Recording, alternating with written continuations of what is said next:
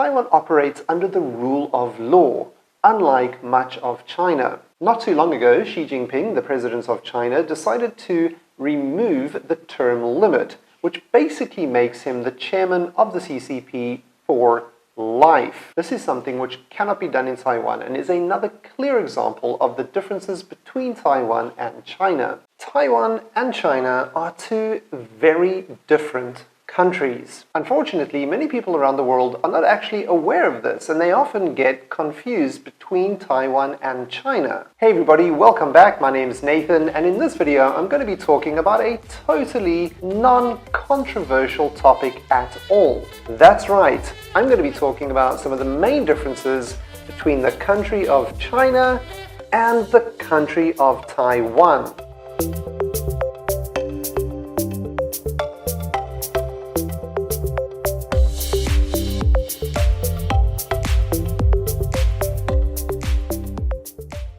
You know, I keep in touch with my family and friends around the world, and you'd be surprised at how often people get confused not only between Taiwan and Thailand, but also between Taiwan and China. To be fair, most people in Taiwan will not respond well if you tell them they are from China or if you call them Chinese. I've unintentionally tested this theory and it is absolutely true. To be fair, Taiwan is geographically quite close to China, so it's quite sort of understandable that some people might get confused between the two countries. However, at the same time, there are of course a few similarities between Taiwan and China, but on the whole, there are a lot of very apparent and very obvious differences. Some of these core differences, which can be seen today, have their roots in the history of China and Taiwan and go back to the early 1900s. Let's have a quick history lesson. Let's go back to the year 1911 and the revolution of 1911.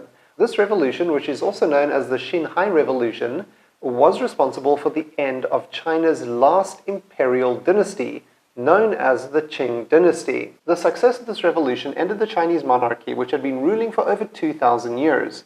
Shortly after this, on January 1st, 1912, the National Assembly declared the establishment of the Republic of China, with Sun Yat-sen as the leader of the United League and president of the Republic. Sun Yat-sen then devoted himself to creating a democratic republic where he implemented the three principles of the people, which was a political philosophy he developed to improve China.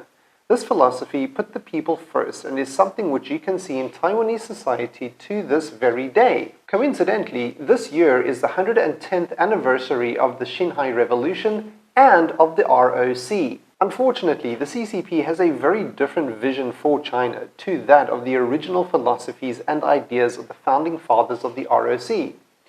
The amount of destruction and loss of life caused by the PRC over the past several decades is shocking. The famine caused by Mao Zedong, for example, is often considered as the deadliest famine and one of the greatest man-made disasters in human history. It is estimated that up to tens of millions of people perished during this time. Of course, there were also a fair amount of political struggles, land reforms, and other politically motivated events which resulted in the loss of life and destruction of property. Okay, the history lesson is pretty much over. China and Taiwan are also very different in how they operate and how they value human life. It's no secret that China is responsible for religious oppression, limiting freedoms, and the current Uyghur genocide. The CCP seems to be on a mission to exterminate minority cultures, suppress Confucianism, Buddhism, and Taoism, and suppress people in China who are pursuing democracy and freedom.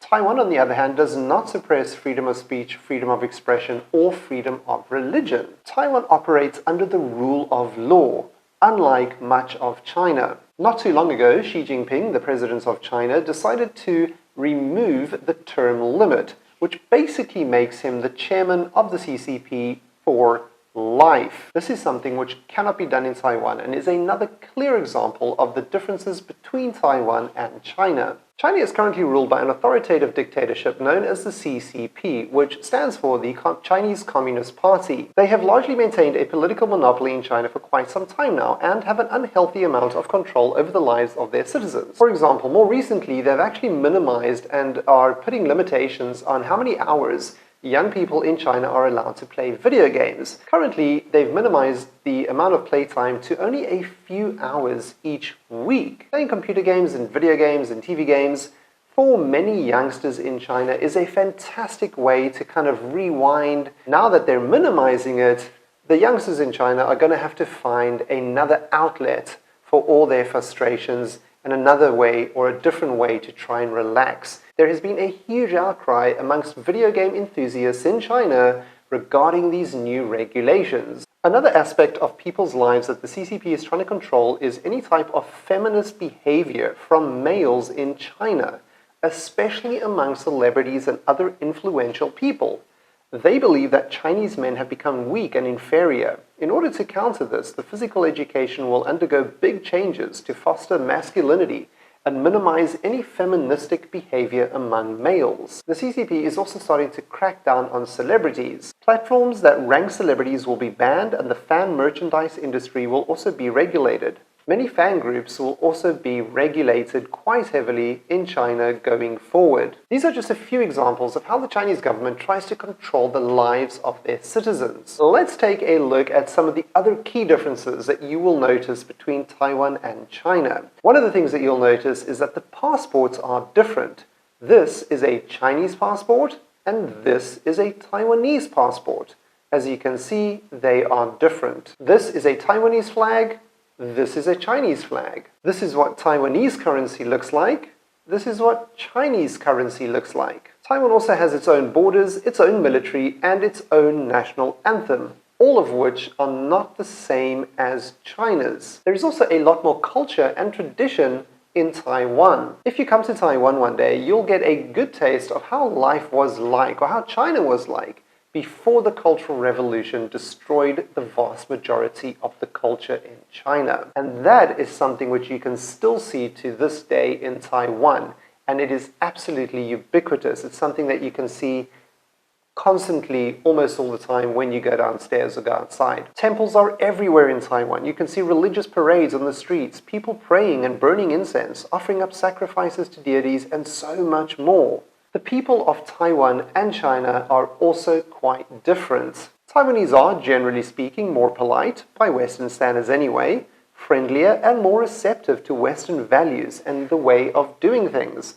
Taiwanese have been dealing with the West for much longer than China as well. In conclusion, there are many differences between Taiwan and China. Some of the main differences are that Taiwan is a democratic, freedom-loving country which operates under the rule of law, unlike China. China is basically the polar opposite in that it takes the freedoms of its citizens away, asserts complete control over the lives of its populace, and does not operate under the rule of law. Okay everybody, like I said, a completely and totally non-controversial topic. Thank you so much for watching. I'll see you in the next one. Cheers!